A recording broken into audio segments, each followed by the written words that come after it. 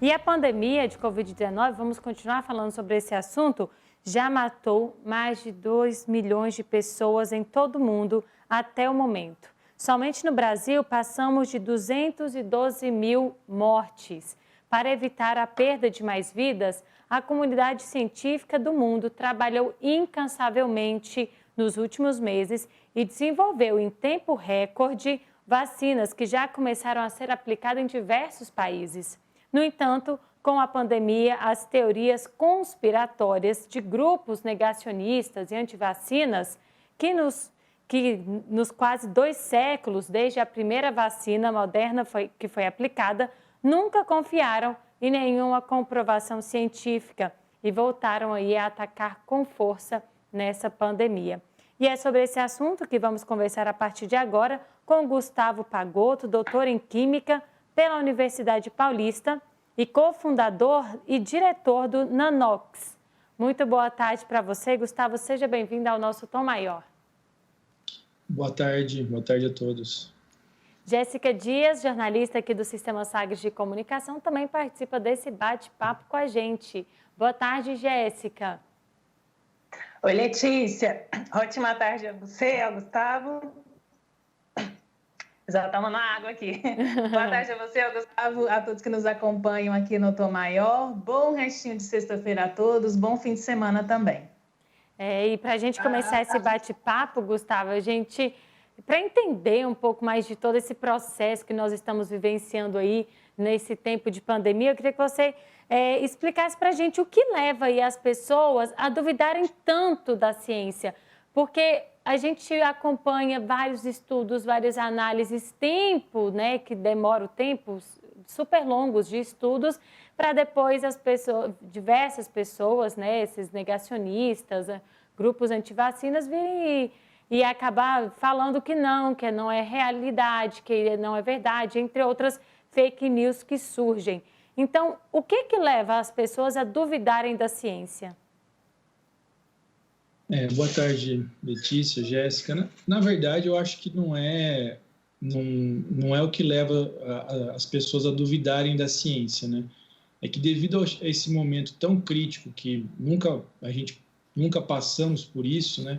As pessoas, de certa forma, ficam um pouco desesperadas e acabam acreditando em qualquer coisa ou não checam ali as informações do ponto de vista se aquela fonte é verdadeira ou não, se é uma agência importante. E muitas vezes essas informações, elas vêm de pessoas que nós conhecemos ou gostamos, o que dá uma credibilidade, de certa forma, não real para essas informações, né? Eu não afirmaria que as pessoas não acreditam na ciência, porque acreditam em tantas outras coisas que a ciência proporcionou para a população em geral. É que acho que devido ao momento que a gente está aí, todo mundo querendo sair dessa situação da pandemia, de voltar, a economia retomar e tudo mais, que você acaba acreditando em alguns mitos, né?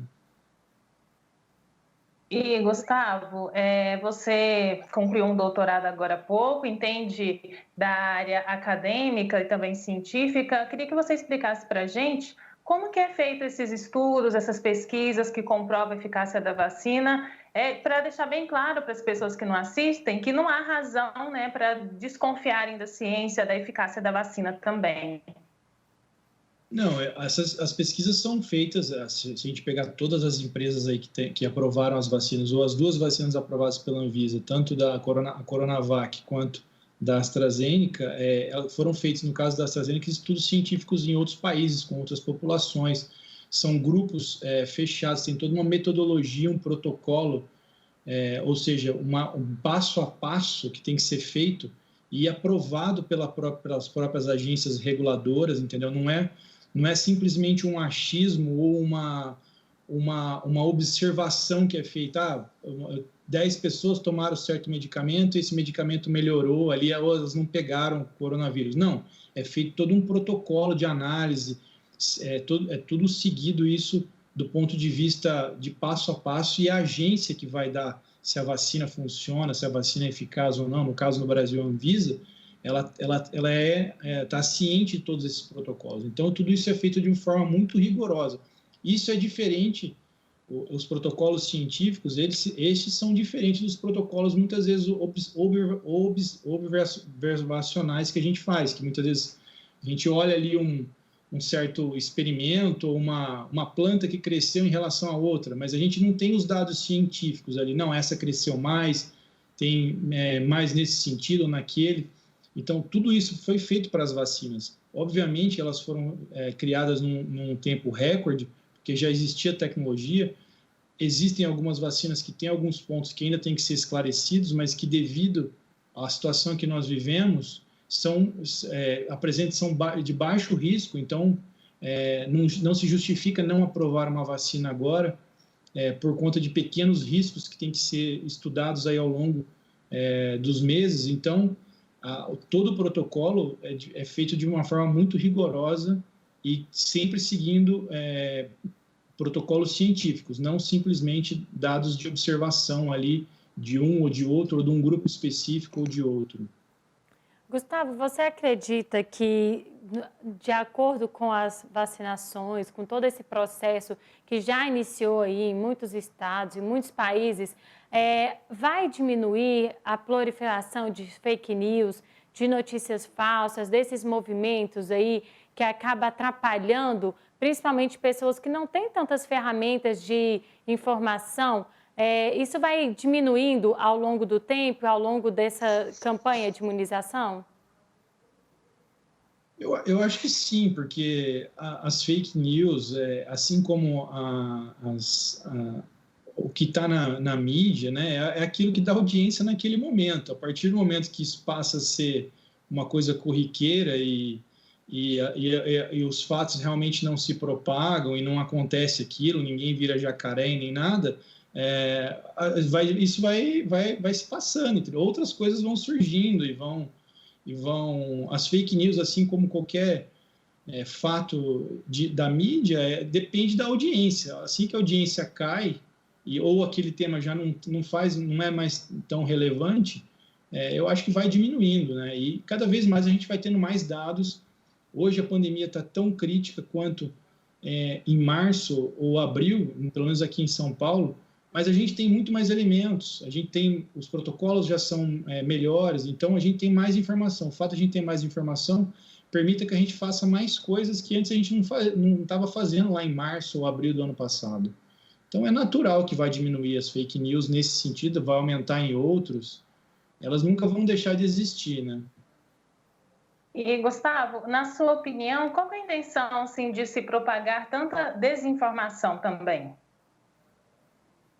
Muitas vezes é feito de forma intencional, né,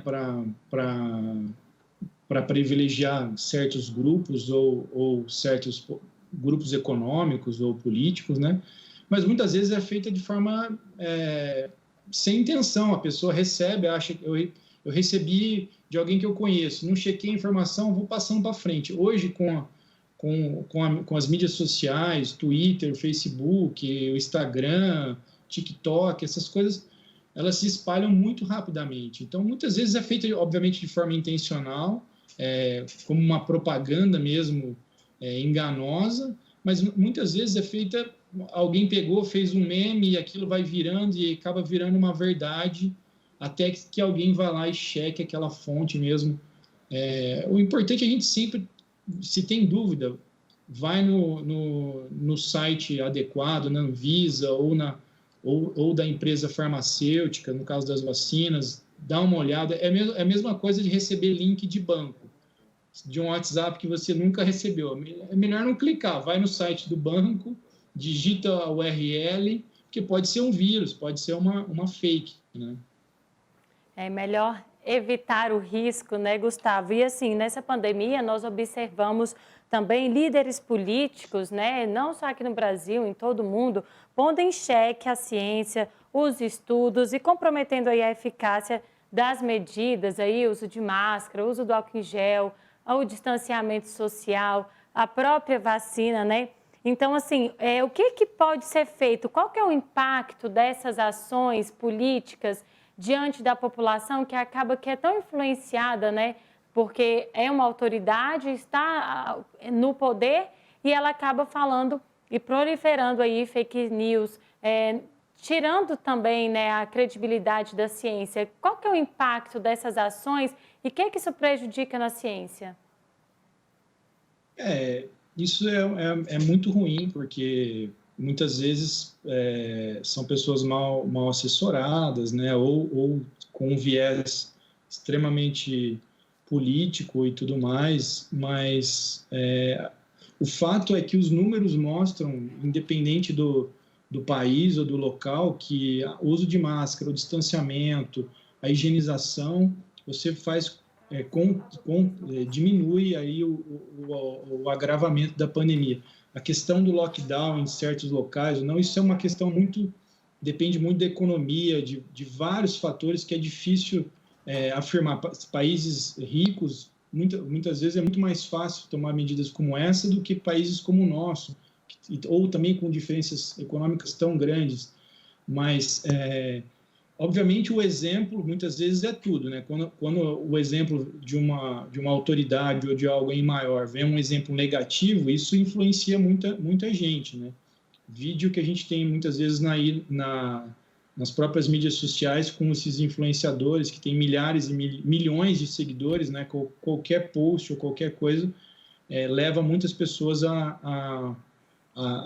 direciona isso, né? Então, eu acho que é ruim essas pessoas que têm uma exposição grande na mídia não acreditarem nesse uso de máscara e todas essas coisas, e acaba, de certa forma, prejudicando pessoas que são carentes e que vão levar aquilo e não vão analisar, e muitas vezes podem contrair o coronavírus e levar ou espalhar isso de alguma forma, e pessoas podem irem a óbito e tudo mais, né?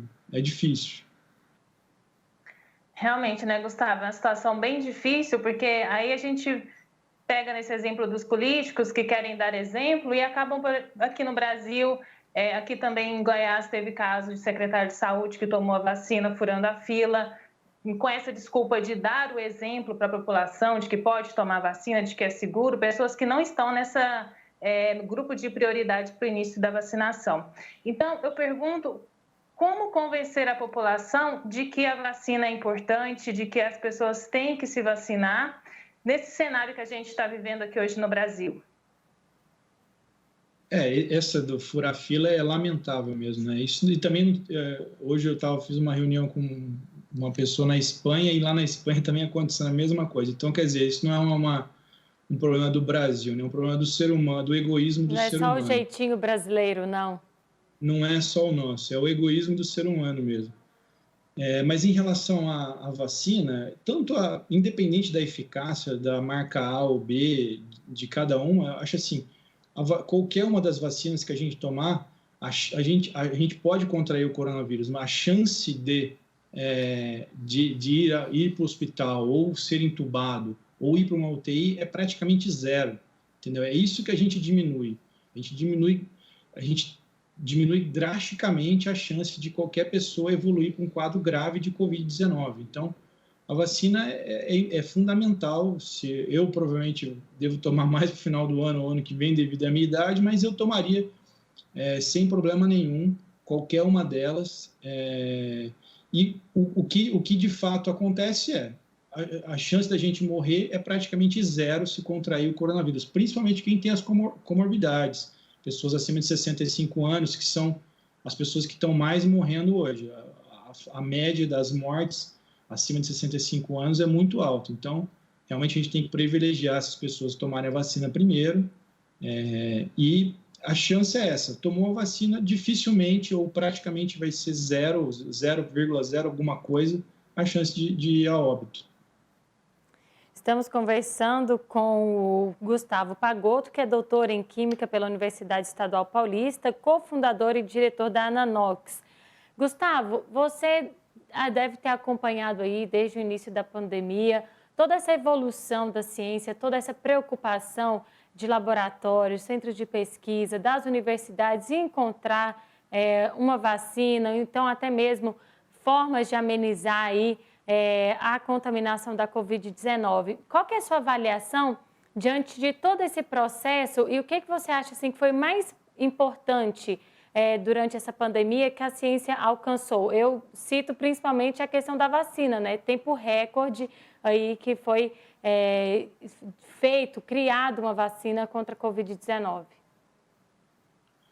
Eu acho que o mais importante, além da colaboração entre as pessoas, né, essa parte colaborativa que aconteceu de todas as pessoas, dos mais carentes aos mais ricos, e em relação à ciência, eu acho que para mim o principal marco que fica é o seguinte: para todos aqueles que acham que ciência é uma despesa, investir em ciência é despesa, ou seja, é custo, é gasto, não investimento, a pandemia mostrou isso, se a gente olhar pelo lado das vacinas, tanto o Butantan quanto o Oswaldo Cruz, a Fundação do Rio de Janeiro, Fiocruz, são fundações centenárias que passaram por anos de investimento em ciência, em pessoas, e só conseguiram dar a resposta nesse tempo porque houve esse investimento. Então, o investimento em ciência, ele é um investimento em médio e longo prazo, e serve para a gente conseguir dar respostas rápidas para problemas tão grandes quanto esse da pandemia. E outros tantos produtos e protocolos que foram desenvolvidos, porque pessoas aí extremamente preparadas e bem formadas nas melhores universidades aqui do Brasil conseguiram dar respostas e criar produtos e coisas criativas para combater, nem que seja de forma pontual, local, na sua cidade, no seu bairro, conter aí a pandemia. Todo o sistema de tecnologia da informação que nós criamos, sabendo quanto número de leitos de UTI tem aqui, ali, em cidades que muitas vezes a gente nem imaginava que existia, e hoje isso tudo está, de certa forma, tudo online e ligado. Então, tudo isso só foi possível devido a todo o investimento que a gente teve em equipamentos, em pessoas, nas instituições de ciência, nos cientistas, nas fundações como o FINEP, o CNPq, o próprio Ministério da Ciência e Tecnologia, aqui em São Paulo, a FAPESP e outras agências. Tudo isso são anos de investimento, que se a gente fosse fazer isso agora, em março, quando acontecer, a gente não conseguiria estar no patamar que a gente está. Gustavo, você como químico, poderia nos dizer também sobre esses produtos para proteção contra a Covid, como álcool em gel e também as micropartículas de prata? Elas são eficientes? Tudo isso também são frutos de um trabalho de pesquisa, né? Sim, isso também é fruto de um trabalho de pesquisa financiado por essas agências aí que eu comentei. E todas elas foram testadas frente ao SARS-CoV-2, que é o vírus que causa a Covid-19, desde o álcool em gel ao detergente, simplesmente como as micropartículas que a Nanox fabrica. A gente tem uma parceria com institutos de ciências biomédicas da USP, que fez o isolamento do primeiro vírus, né, do primeiro vírus aqui no Brasil, e é possível fazer esse tipo de teste. Então, hoje tem tecidos, né, para fazer máscaras de tecido, para fazer máscaras de plástico, mesmo como a N95, que é uma máscara reutilizável, que é o caso da máscara Otto, que barra o vírus da Covid. E, além disso, o plástico também atua para eliminar o vírus. Então, tudo isso foi possível, esses produtos serem desenvolvidos durante esses 8 meses, 10 meses, porque houve um investimento atrás em pesquisa, desenvolvimento e inovação. Gustavo, já estamos chegando aqui na reta final da nossa entrevista. Eu queria que você deixasse o seu alerta aí para a população, para os nossos ouvintes, telespectadores e internautas, diante aí da segunda onda da Covid-19. Olha, eu acho que a gente está vivendo um momento tão crítico quanto lá no começo da pandemia, dependendo do estado, do local. Eu digo aqui pelo estado de São Paulo, mas outros locais como o Amazonas está bastante crítico. Então, acho que a gente tem que manter o distanciamento, a higienização e o uso de máscara. Eu acho que a higienização é uma das coisas mais importantes, assim como o distanciamento. O uso de máscaras, é claro, se tiver em um ambiente fechado, é fundamental. Então, é muito importante usar as máscaras sempre que puder, ou tocar em superfícies que, num supermercado, em algum lugar, ter um álcool em gel, um álcool 70 ali para higienizar, e manter o distanciamento também, que evita bastante esse contato e o contágio. Hoje já se sabe que todos nós imaginamos, já tivemos contato com o vírus da Covid-19, uns pegaram, outros não, devido a esses protocolos de distanciamento, higienização, uso de máscaras. E com relação à vacina, eu acho que é fundamental todo mundo tomar, mesmo porque para a gente ter um 2022 muito melhor que esse 2021, com a retomada da economia, as pessoas que não têm como fazer home office, que têm que ir para as fábricas, irem de forma segura, né? E, além disso, a gente ainda vai ter que continuar com os protocolos, pelo menos de higienização e uso de máscara, mesmo com a vacina. E procurando fugir das fake news também, né, Gustavo? Importante Também. frisar. Cheque as informações. É isso, conversamos com o doutor em Química pela Universidade Estadual Paulista, cofundador e diretor da Nanox, Gustavo Pagotto. Muito obrigada pela sua participação, pelos esclarecimentos. E aí fica aqui o recado e também já deixando o convite para uma próxima oportunidade, Gustavo. Obrigado, Letícia. Obrigado, Jéssica. É um prazer falar com vocês. Estou à disposição aí para futuros bate-papos aí. Bom final de semana a todos. Combinado. Jéssica Dias, muito boa tarde para você. Obrigada pela sua participação. Bom final de semana para você. Bom final de semana para você também, Letícia. Um grande abraço. Muito obrigada, Gustavo, pela participação. E um abraço especial a todos que seguem acompanhando aqui o Tom Maior. E para você que nos acompanhou até aqui e quer saber mais sobre essas informações que o Gustavo trouxe para a gente, é só acessar o nosso sagresonline.com.br ou baixar o nosso aplicativo gratuitamente, mirando a câmera do seu celular para o QR Code que aparece na sua tela.